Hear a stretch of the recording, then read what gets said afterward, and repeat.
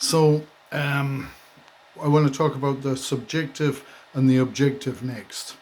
And these first two parts are about engaging in the process. It's about giving yourself a chance so that you're capable of having a relationship.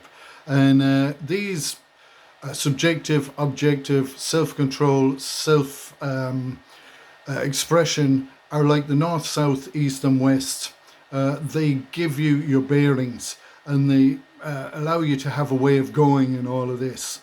That's how I see it anyway. And the objective is about looking out, and the subjective is about looking in.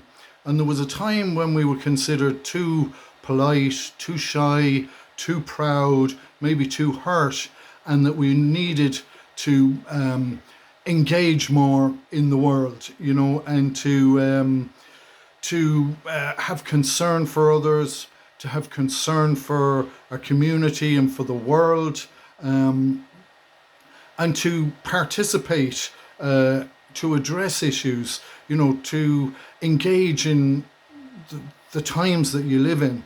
And that's admirable, and it's important, and we've had to do that, and it's a very valuable thing to be doing.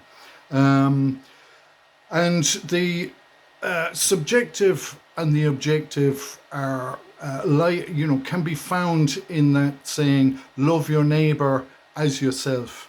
And if you love yourself, you've got some love to give your neighbor. And in the past, I suppose a person who was too subjective would be described as someone who's too heavenly minded to be any earthly good. And the modern equivalent would be someone whose concern is on saving the planet, yet sees themselves as a scourge on it and deserves nothing. And that would be an example of, a lack of subjectivity. And, if a person is full of self-loathing, what are they going to give to their neighbor? How are they going to interact with the world? So it's so important to seek your own growth, to look within, and to extend that to others.